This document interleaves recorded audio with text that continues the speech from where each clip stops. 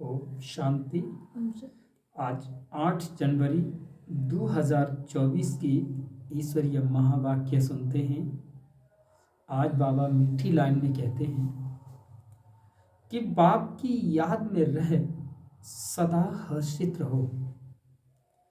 याद में रहने वाले बहुत रमणीक और मीठे होंगे, खुशी में रह सर्विस करेंगे। आज का प्रश्न है कि ज्ञान की मस्ती के साथ साथ कौन सी चेकिंग करना बहुत जरूरी है। बाबा ने उत्तर दिया है कि ज्ञान की मस्ती तो रहती है, लेकिन चेक करो कि देही अभिमानी कितना बने हैं। ज्ञान तो बहुत सहज है, लेकिन योग में माया विघन डालती है। गृहस्थ व्यवहार में अनासक्त हो रहना है। ऐसा न हो कि माया चूही अंदर ही अंदर काटती रहे और पता भी न पड़े। अपनी नब्ज आपे ही देखते रहो कि बाबा के साथ हमारा हड्डी प्यार है। कितना समय हम याद में रहते हैं। गीत है, जले क्यों न परवाना। ओम शांति।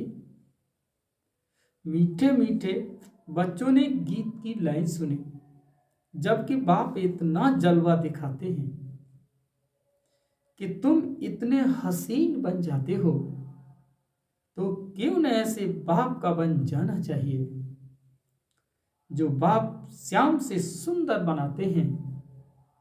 बच्चे समझते हैं कि हम सांवरे से गोरे बनते हैं। एक की बात नहीं, वो लोग श्री कृष्ण को श्याम सुंदर कह देते हैं। चित्र भी ऐसा बनाते हैं, कोई सुंदर तो कोई श्याम। मनुष्य समझते नहीं कि यह कैसे हो सकता है। सत्युग का प्रिंस श्री कृष्ण सांवरा हो न सके। श्री कृष्ण के लिए तो सब कहते हैं कि श्री कृष्ण जैसा बच्चा मिले, पति मिले, फिर वह श्याम कैसे हो सकता है। कुछ भी समझते नहीं। श्री कृष्ण को सांवरा श्याम क्यों बनाया है? कारण चाहिए। यह जो दिखाते हैं कि सर्प पर डांस किया, ऐसी बात तो हो न सके। शास्त्रों में ऐसी ऐसी बातें सुनकर कह देते हैं कि वास्तव में ऐसी कोई बात है नहीं। जैसे चित्रों में दिखाते हैं कि शेष नाग की सैया पर नारायण बैठा है, ऐसी कोई सर्प की सैया आदि होती नहीं उस पर लेटा हुआ दिखाते हैं। इतने सैकड़ों मुख होते हैं क्या? कैसे कैसे चित्र बनाए हैं। बाप समझाते इनमें कुछ भी रखा नहीं है। ये सब भक्ति मार्ग के चित्र हैं, परंतु यह भी ड्रामा में नूंद है। शुरू से लेकर इस समय तक जो नाटक शूट हुआ है, उनको फिर रिपीट करना है। ये सिर्फ समझाया जाता है कि भक्ति में क्या क्या करते हैं, कितना खर्च करते हैं, कैसे कैसे चित्र आदि बनाते हैं। आगे जब यह सब देखते थे तो इतना बंडर नहीं खाते थे। अब जब बाप ने समझाया है तो बुद्धि में आता है कि बरोबर ये सब भक्ति मार्ग की बातें हैं। भक्ति में जो कुछ होता है वो फिर भी जरूर होगा, सिवाय तुम्हारे और कोई भी ये समझ न सके। यह तो जानते हो कि ड्रामा में जो पहले से नूंद है वही होता रहता है। अधर्मों का विनाश एक धर्म की स्थापना होती है, इसमें बड़ा कल्याण है। अभी तुम यह प्रार्थना आदि कुछ नहीं करते हो। वो सब करते हैं भगवान से फल लेने के लिए। फल है जीवन मुक्ति। तो ये सब समझाया जाता है कि यहाँ है प्रजा का प्रजा पर राज्य। गीता में है भारतवासी कौरव पांडव क्या करत भय, बरोबर यादवों ने मूसल निकाले, अपने कुल का विनाश किया। यह सब आपस में दुश्मन हैं, तुम न्यूज आदि सुनते नहीं हो। बाबा कहते हैं जो सुनते हैं वो अच्छी तरह से समझ सकते हैं कि दिन प्रतिदिन अंदर खिटपिट बहुत है तो सब क्रिश्चियन, परंतु अंदर खिटपिट बहुत है। घर बैठे ही एक दो को उड़ा देंगे। तुम राजयोग सीख रहे हो तो राजाई करने के लिए पुरानी दुनिया की सफाई जरूर चाहिए। फिर नई दुनिया में सब कुछ नया होगा। 5 तत्व भी वहां सतो प्रधान होंगे। समुद्र की ताकत नहीं जो उछल कर नुकसान कर दे। अभी तो 5 तत्व कितना नुकसान करते हैं। वहां सारी प्रकृति दासी हो जाएगी, इसीलिए दुख की कोई बात ही नहीं। यह भी बना बनाया ड्रामा का खेल है। स्वर्ग कहा जाता है सत्य को। क्रिश्चियन लोग भी कहते हैं कि पहले पहले हेवन था। भारत अविनाशी खंड है। सिर्फ उन्हों को पता नहीं कि हमको लिबरेट करने वाला बाप भारत में आता है। शिव जयंती भी मनाते हैं तो भी समझ नहीं सकते कि अभी तुम समझाते हो कि भारत में शिव जयंती मनाई जाती है। जरूर शिव बाबा ने आकर हेवन इस बनाया है, अब फिर बना रहे हैं। जो प्रजा बनने वाले होंगे उन्हों की बुद्धि में कुछ भी बैठेगा नहीं। यानी जो प्रजा बनने वाले होंगे उनकी बुद्धि में कुछ नहीं बैठेगा।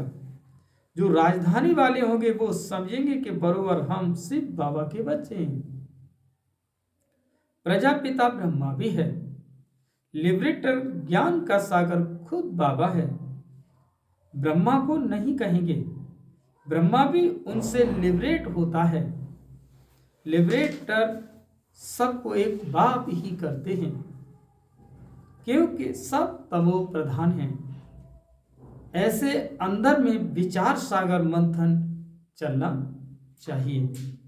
हम ऐसी मुरली चलाएं जो मनुष्य झट समझ जाए। बच्चे नंबरवार तो हैं ही। यह नॉलेज इनकी रोज स्टडी करनी चाहिए। डर के मारे पढ़ाई न पढ़ना ये तो ठीक नहीं है। फिर कहेंगे कर्म बंधन है। देखो शुरू में कितने छूट कर आए, कई फिर चले भी गए। सिंध में बहुत बच्चियां आईं, फिर हंगामे के कारण कितने दुश्मन बन पड़े। पहले उन्हों को ज्ञान बहुत अच्छा लगता था, समझते थे कि इनको डांट यानी भगवान की देन मिली हुई है। अब भी ऐसे समझते हैं कि कोई शक्ति है, ये नहीं समझते कि परमात्मा की प्रवेशता है। आजकल रिद्धि सिद्धि की ताकतों में बहुतों में है। गीता उठाकर सुनाते रहते हैं तो आप कहते हैं ये सब भक्ति मार्ग की पुस्तकें हैं। ज्ञान का सागर तो मैं हूं, मुझे ही भक्ति मार्ग में सब याद करते हैं। ड्रामा प्लान अनुसार यह भी ड्रामा में नूद है। साक्षात्कार भी होते हैं और भक्ति मार्ग वालों को भी राजी करते हैं। ज्ञान नहीं उठाते तो उनके लिए भक्ति भी अच्छी। फिर भी मनुष्य सुधरते तो है ना, चोरी आदि नहीं करेंगे। भगवान का भजन करने वालों के लिए कभी भी उल्टी बातें नहीं करेंगे। फिर भी भक्त हैं। आजकल तो हल भक्त हैं, फिर भी बहुत देवाला मार देते हैं। ऐसे नहीं कि सिर्फ बाबा का बच्चा बना तो देवाला नहीं मारेंगे। पास्ट का कर्म तो है, देवाला मारते हैं। ज्ञान में आने से भी देवाला मार देते हैं। इसमें ज्ञान का कोई ताल्लुक नहीं। तुम बच्चे अब सर्विस पर लगे हुए हो, समझते हो कि श्रीमत पर सर्विस में लगने से फल पाएंगे। हमको सब कुछ वहां ट्रांसफर करना है, बैग बैगेज सब ट्रांसफर कर देना है। बाबा को शुरू में बहुत मजा आया था। वहां से जब निकला तो गीत बनाया, अल्फ को अल्लाह मिला और बे को मिली बादशाही। श्री कृष्ण का चतुर्भुज का साक्षात्कार हुआ तो समझा कि द्वारिका का बादशाह बनूंगा। ऐसा नशा चढ़ता था। अब यह विनाशी पैसा क्या करेंगे? तो तुम बच्चों को भी खुशी होनी चाहिए। हमको बाबा स्वर्ग की बादशाही देते हैं, परंतु बच्चे इतना पुरुषार्थ ही नहीं करते। चलते चलते गिर पड़ते हैं। अच्छे अच्छे बच्चे बाबा को निमंत्रण देने वाले कभी बाबा को याद नहीं करते। बाबा के पास पत्र आना चाहिए कि बाबा हम बहुत खुश हैं, आपकी याद में मस्त रहते हैं। बहुत है जो कभी याद नहीं करते। याद की यात्रा से ही खुशी जोर से चढ़ेगी। ज्ञान में भल कितना भी मस्त रहते हैं, परंतु देह अभिमान कितना है। देही अभिमानी पना कहाँ है? ज्ञान तो बड़ा इजी है और योग में ही माया विघ्न डालती है कि गृहस्थ व्यवहार में भी अनासक्त हो रहना है। ऐसा न हो जो माया अंगूरी लगा दे। माया काटती ऐसे है जैसे चूहा, और चूहा ऐसे काटता है जैसे भल खून निकल आए पर पता न पड़े। बच्चों को पता नहीं पड़ता कि देह अभिमान आने से कितना नुकसान होता है। ऊंच पद पा नहीं सकेंगे, बाप से पूरा वर्षा लेना चाहिए। मम्मा बाबा मुआफिक हम भी तख्त नशीन बने। बाप है दिल लेने वाला। देलवाड़ा मंदिर में भी पूरा यादगार है। अंदर हाथियों पर महारथी बैठे हैं और तुम्हारे में भी महारथी घोड़े सवार और प्यादे भी हैं। हर एक को अपनी अपनी नब्ज देखनी चाहिए। बाबा क्यों देखे? तुम अपने को देखो। हम बाबा को याद करते हैं और बाबा मिसल सर्विस करते हैं। हमारा बाबा के साथ योग है। रात को जागकर बाबा को याद करते हैं। हम बहुतों की सर्विस करते हैं, चार्ट रखना चाहिए। बाबा को हड्डी जिगरी कितना याद करते हैं। कोई समझते हैं कि हम निरंतर याद करते हैं, ये हो नहीं सकता। कई समझते कि हम बाबा के बच्चे बन गए बस, परंतु अपने को आत्मा समझ बाप को याद करना है। बाबा की याद बिगड़ कुछ काम किया गोया बाबा को याद नहीं करते। बाबा की याद में सदैव हर्षित रहना चाहिए। याद में रहने वाला सदैव रमणी को रहेगा और हर्षोन्मुख रहेगा। किसी को बहुत खुशी से और रमणीकता से समझाएंगे। बहुत थोड़े हैं जिनको सर्विस का बहुत शौक है। चित्रों पर समझाना बहुत सहज है। यह है ऊंचे ते ऊंचा भगवान, फिर उनकी रचना हम सब भाई भाई हैं। ब्रदरहुड है, उन्होंने फादरहुड कह दिया है। पहले सिर्फ बाबा के चित्र पर समझाना है कि यह है सब आत्माओं का बाप, परम पिता परमात्मा निराकार। हम आत्मा भी निराकार हैं, भ्रकुटी के बीच में रहती हैं। और शिव बाबा भी स्टार है, परंतु स्टार की पूजा कैसे हो इसलिए बड़ा बनाते हैं। बाकी आत्मा कभी 84 लाख जन्म नहीं लेती। बाप समझाते हैं आत्मा पहले अशरीरी आती है, फिर शरीर धारण कर पार्ट बजाती है। सतो प्रधान आत्मा पुनर्जन्म लेते लेते आयरन एज में आ जाती है और बाद में आने वाले 84 जन्म नहीं लेंगे। सब तो 84 जन्म ले नहीं सकते। आत्मा ही एक शरीर छोड़ दूसरा लेती है। नाम रूप देश काल सब बदल जाता है। ऐसे भाषण करना चाहिए, कहते हैं सेल्फ रियलाइजेशन, परंतु कराए कौन? आत्मा सो परमात्मा कहना ये कोई सेल्फ रियलाइजेशन हुआ क्या? ये नई नॉलेज है। आप जो ज्ञान का सागर है, पतित पावन है, सर्व के सदगति दाता, वही बैठ समझाते हैं। फिर उनकी खूब महिमा करो।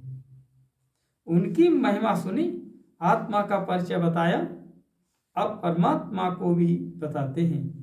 उनको कहा जाता है सभी आत्माओं का बाप। वह छोटा बड़ा हो न सके। परम पिता परमात्मा माना सुप्रीम सोल। सोल माना आत्मा। परमात्मा तो परे थे परे रहने वाला है, वो पुनर्जन्म में नहीं आते, इसीलिए उनको परम पिता कहा जाता है। इतनी छोटी आत्मा में पहाड़ भरा हुआ है। पतित पावन भी उनको ही कहते हैं। उनका नाम हमेशा शिव बाबा है, रुद्र बाबा नहीं। अनेक भक्ति मार्ग में अनेक नाम रखे हैं, उनको सभी याद करते हैं। पतित पावन आकर पावन बनाओ तो जरूर आना पड़े। वो आते तब हैं जब एक धर्म की स्थापना करनी होती है। आदि सनातन बाबा कहते हैं, आदि सनातन देवी देवता धर्म अभी है, कलयुग ढेर मनुष्य। सतयुग में बहुत थोड़े मनुष्य हैं। गाया भी हुआ है कि ब्रह्मा द्वारा स्थापना और शंकर द्वारा विनाश। गीता द्वारा ही आदि सनातन धर्म की स्थापना हुई है। सिर्फ उसमें भी भूल कर श्री कृष्ण का नाम डाल दिया है। बाप कहते तुम तो पुनर्जन्म में आने वाले हो, मैं तो पुनर्जन्म रहित हूं। तो अब जज करो कि परम पिता परमात्मा निराकार या श्री कृष्ण। गीता का भगवान कौन? भगवान तो एक को ही कहा जाता है। फिर अगर इन बातों को कोई मानता नहीं तो समझना चाहिए कि ये अपने धर्म का नहीं है। सतयुग में आने वालों को झट मानेगा और पुरुषार्थ करने लग पड़ेंगे। मूल बात ही है यह है, इसमें तुम्हारी विजय है, परंतु देही अभिमानी अवस्था कहाँ है? एक दो के नाम रूप में फंस पड़ते हैं। भक्ति मार्ग में भी कहते हैं बेपरवाह थी पार ब्रह्म में रहने वाले को परमात्मा की, बाकी डर किसका? बहुत हिम्मत चाहिए। भाषण करने वाले को आत्मा का ज्ञान बहुत मस्ती से देना चाहिए। फिर परमात्मा किसी को कहा जाता है, इस पर भी समझाना चाहिए। भाव की महिमा है प्रेम का सागर, अनंत का सागर, सुख का सागर, आदि आदि। वैसे बच्चों की भी महिमा है। किसको गुस्सा करना मना, लो हाथ में उठाना। बाबा कितना मीठा है। कोई बच्चे काम के नटाली माने मना करते हैं तो नटवर नहीं मानेंगे। बहुत मीठा बनना है। अच्छा, मीठे मीठे सिकी लदे बच्चों प्रति माँ पिता आप दादा का याद प्यार और गुड मॉर्निंग। रूहानी बाप की रूहानी बच्चों को नमस्ते। हम सभी रूहानी बच्चों की रूहानी माँ पिता बाप दादा को याद प्यार गुड मॉर्निंग, नमस्ते नमस्ते नमस्ते। शुक्रिया बाबा, शुक्रिया। आप सुनते हैं धारणा के लिए मुख्य शब्द। पहला पॉइंट, अपना बैग बैगेज सब ट्रांसफर कर बहुत खुशी और मस्ती में रहना है। मम्मा बाबा समान तक नशीन बनना है, जिगरी याद में रहना है। दूसरा पॉइंट, किसी के डर से पढ़ाई कभी नहीं छोड़नी चाहिए। याद से अपने कर्म बंधन हल्के करने हैं। कभी क्रोध में आकर लौ हाथ में नहीं उठाना। किसी सेवा में ना ही नहीं करना। आज का वरदान है, रॉयल और सिंपल दोनों के बैलेंस से कार्य करने वाले ब्रह्मा बाप समान भव। रॉयल और सिंपल दोनों के बैलेंस से कार्य करने वाले ब्रह्मा बाप समान संभव। जैसे ब्रह्मा बाप साधारण रहे, न बहुत ऊंचा न बहुत नीचा। ब्राह्मणों को का आदि से अंत तक का नियम है कि न बिल्कुल सादा न बिल्कुल रॉयल हो, बीच का होना चाहिए। अभी साधन बहुत हैं, साधन देने वाले भी हैं, फिर भी कोई कार्य करो तो बीच का करो।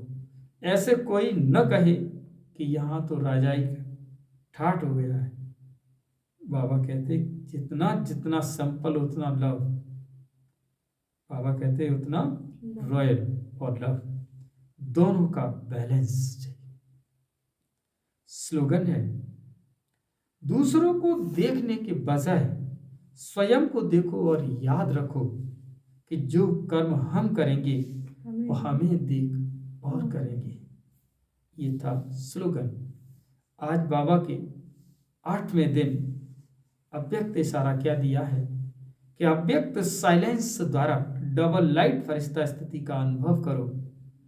आप अभी आपकी सारी कारोबार श्रेष्ठ संकल्पों द्वारा इशारों से चलनी चाहिए।